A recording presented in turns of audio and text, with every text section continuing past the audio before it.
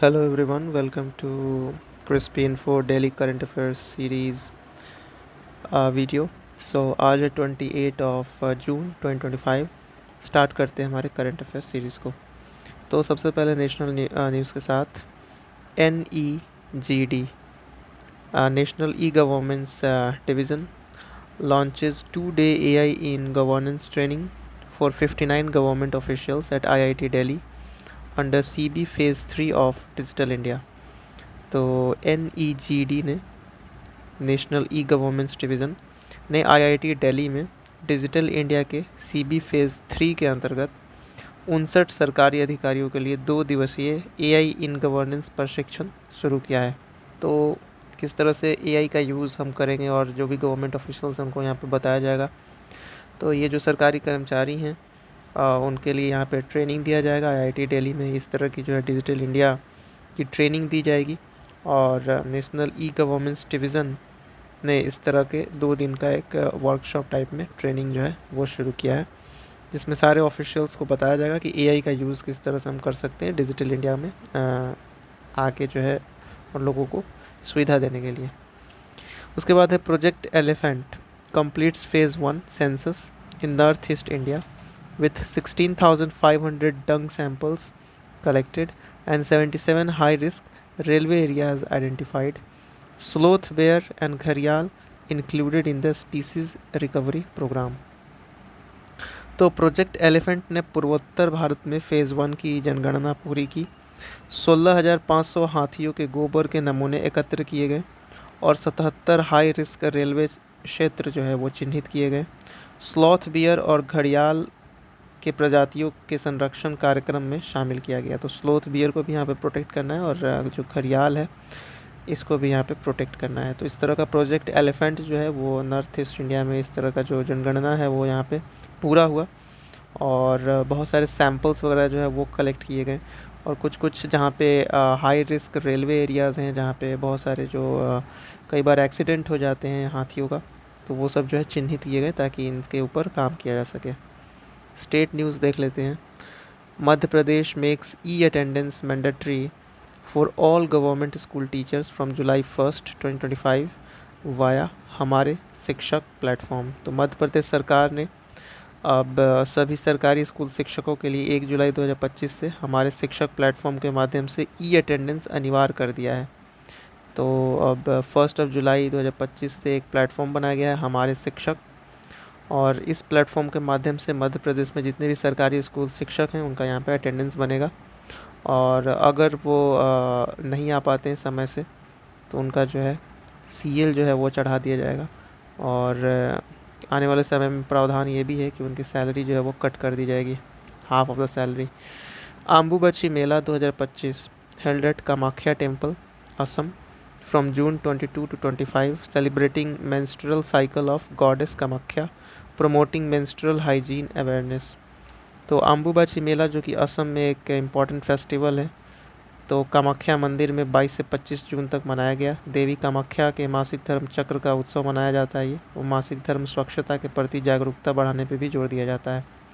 तो याद रखेंगे अम्बुबाची मेला जो है कामाख्या टेम्पल, और इस बीच जो है ये टेम्पल बंद कर दिया जाता है, उसके बाद फिर से पुनः शुरू किया जाता है जब ये कंप्लीट हो जाता है। तो Telangana Bonalu festival 2025 begins at Golconda fort Hyderabad with 20 crore rupees government fund for 2783 temples. तो तेलंगाना में जो है बोनालू उत्सव मनाया जाता है और हैदराबाद के गोलकोंडा किले से शुरू हुआ इस बार। राज्य सरकार ने 2783 मंदिरों के लिए 20 करोड़ रुपीस की राशि जो है वो जारी की है। तो याद रखेंगे Telangana Bonalu festival. Salkhan Fossils Park, Sonbhadra, UP, added to UNESCO's tentative list featuring 1.4 billion year old stromatolite fossils। तो उत्तर प्रदेश में सोनभद्र ज़िला है, वहीं पे एक सालखन फॉसल फ्यूल्स पार्क जो है यूनेस्को के संभावित सूची में शामिल किया गया। तो ये यूनेस्को के जो टेंटेटिव लिस्ट होते हैं उसमें ये शामिल किया गया है। अगर इसको अप्रूवल मिलता है तो यूनेस्को में इसको ऐड कर दिया जाएगा। और यहाँ पे बताया जाता है कि 1.4 अरब साल पुराने जो स्ट्रैमेटोलाइट जीवाश्म है वो यहाँ पे पाए जाते हैं। ये काफ़ी पुराना है एंड इसको अगर ऐड कर लिया जाएगा तो यूपी के जो सोनभद्र है वो यूनेस्को के टेंटेटिव लिस्ट में फ़िलहाल है। और ये जो सलखान फॉसिल्स फ्यूल है, इससे जो है इम्पोर्टेंस बढ़ेगा और टूरिज़्म अट्रैक्शन भी होगा यूपी में। तो याद रखेंगे, सलखान फॉसिल्स फ्यूल जो है सोनभद्र के उत्तर प्रदेश के सोनभद्र ज़िले में ये जो है। आगे बढ़ते हैं international news. Iran suspends international atomic energy agency cooperation following US air strikes on nuclear sites despite being IAEA and NPT member. तो जैसे कि हम जानते हैं कि ईरान और अमेरिका और इसराइल के बीच संघर्ष चल रहा था पिछले कुछ दिनों से।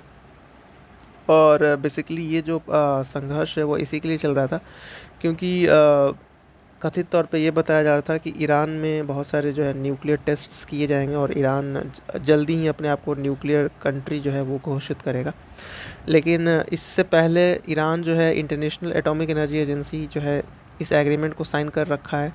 इसके साथ साथ न्यूक्लियर नॉन प्रोलिफरेशन ट्रीटी भी साइन कर रखा है, इसके मेंबर है ये। लेकिन अब ईरान ने अमेरिकी हवाई हमले के बाद आईएईए के साथ सहयोग को निलंबित कर दिया और पहले से आईएईए और एनपीटी का जो है ईरान सदस्य है। आपको बताते चलें कि भारत जो है वो एनपीटी साइन नहीं किया है। एनपीटी 1967 जो है 1968 basically nuclear non proliferation treaty, इसके यहाँ पर भारत ने साइन नहीं किया। India is a non signatory member. आगे बढ़ते, Sri Lanka Kataragama Esala festival 2025 begins with flag hoisting ceremony featuring 500 kilometre pada yatra pilgrimage and fire walking ceremony on July 7। तो श्रीलंका में एक फेस्टिवल होता है कटरगामा इसाला फेस्टिवल 2025। तो ये ध्वज फहराने के साथ शुरू हुआ श्रीलंका में और 500 किलोमीटर लंबी पद यात्रा और 7 जुलाई को अग्नि पर चलने की जो रस्म है, यहाँ पे एक जो फेस्टिवल है इसमें अग्नि पर चलने की एक रस्म होती है। तो यही जो है मुख्य आकर्षण रहेगी। तो याद रखेंगे श्रीलंका में कटरगामा इसाला फेस्टिवल। इकोनॉमी न्यूज़ में Sarbananda Sonowal unveils Sagarmala finance corporation limited, India's first maritime sector NBFC along with Sagar Setu platform. तो सर्बानंद सोनोवाल ने भारत की पहली समुद्री क्षेत्र में NBFC Sagarmala finance corporation limited जो है उसको यहाँ पे लॉन्च किया और डिजिटल प्लेटफॉर्म सागर सेतु भी लॉन्च किया गया। तो इस तरह का जो नॉन बैंकिंग फाइनेंशियल कंपनी है वो अब मैरीटाइम सेक्टर में भी यहाँ पे लॉन्च किया गया है। इसका नाम है सागरमाला फाइनेंस कॉरपोरेशन लिमिटेड।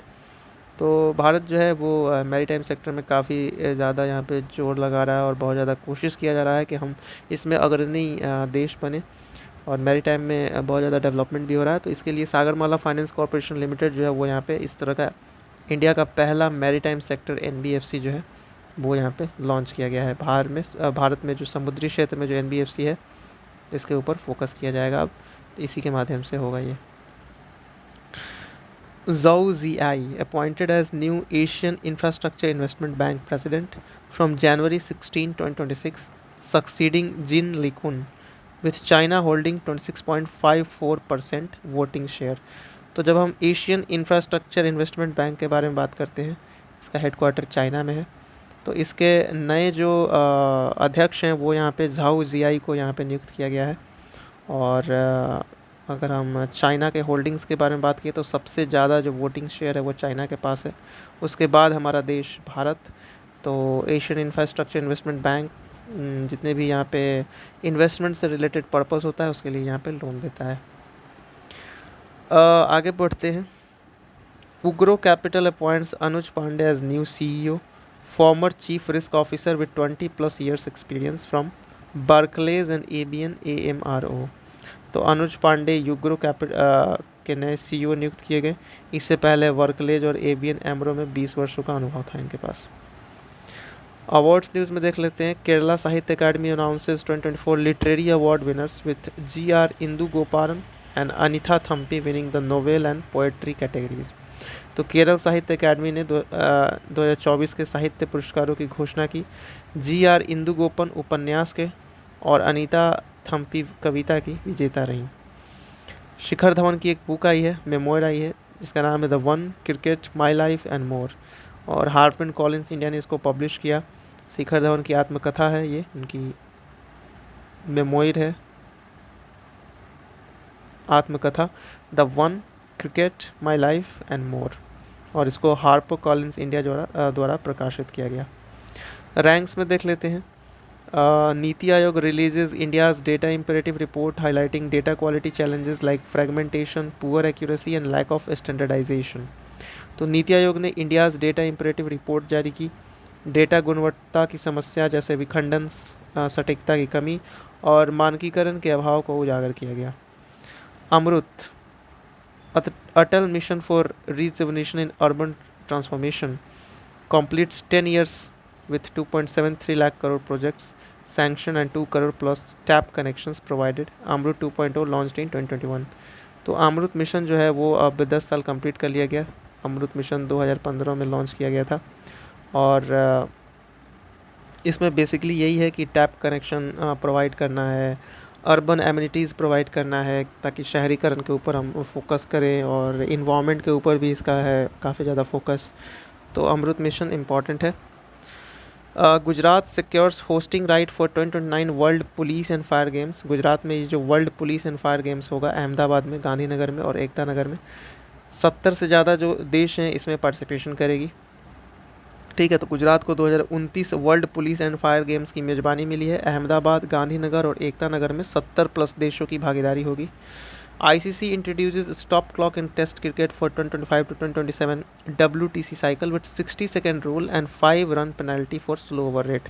तो अगर आप स्लो ओवर रेट करिएगा, अब ICC क्रिकेट गेम जो टेस्ट चैंपियनशिप होता है, तो टेस्ट क्रिकेट में स्टॉप क्लॉक जो है वो यहाँ पे लागू किया गया है। अब गेंदबाजी के बीच 60 सेकंड का नियम जो है वो यूज़ होगा और देरी में 5 रनों की पेनल्टी होगी अगर आप स्लो ओवर यहाँ पर रेट करते हैं। तो जो विपक्षी टीम है उनको यहाँ पे 5 रन अतिरिक्त मिल जाएंगे। Shubhanshu Shukla becomes the 634th astronaut to reach space as a part of Axiom 4 mission. तो अभी रिसेंटली Axiom 4 मिशन जो है वो यहाँ पे लॉन्च किया गया था। भारत के यहाँ पे शुभांशु शुक्ला उसमें थे और इंटरनेशनल स्पेस स्टेशन में 26 जून 2025 को यहाँ पे भेजा गया। और इस मिशन का जो कार्यकाल है वो 14 दिन का है। तो 14 दिन जो है इंटरनेशनल स्पेस स्टेशन में ये रहेंगे, जितने भी 4 लोग गए हैं और इंक्लूडिंग हमारे देश के शुभांशु शुक्ला। तो 26 जून 2025 को ये अंतरिक्ष पहुँचे और ये अंतरिक्ष में जाने वाले 634वें व्यक्ति बने हैं। तो 634वें व्यक्ति जो है वो बने हैं। आगे बढ़ते इंटरनेशनल इंपॉर्टेंट डेज देख लेते हैं। International day of deaf blindness observed on June 27, honouring Helen Keller's birth anniversary and promoting the disability right. तो हेलन केलर जो हैं वो डीफ भी थी और ब्लाइंड भी थी, तो उनके उपलक्ष्य में जो है international day of deaf blindness जो है वो यहाँ पे 27 जून को मनाया जाता है। दुनिया भर में 27 जून को international day of deaf blindness मनाया गया और ये हेलन केलर की जयंती के उपलक्ष्य में मनाया जाता है। ठीक है। Micro small and medium sized enterprises MSME day observed on 27 June recognising the importance of MSME। Sorry, इस deaf blindness as a unique disability को काट दीजिएगा। तो लघु, सूक्ष्म और मध्यम उद्यम दिवस जो है वो 27 जून को मनाया जाता है। और that's it for today. Please subscribe, like and share with your friends. अगर आपको अच्छा लगे तो आप कमेंट भी कर सकते हैं।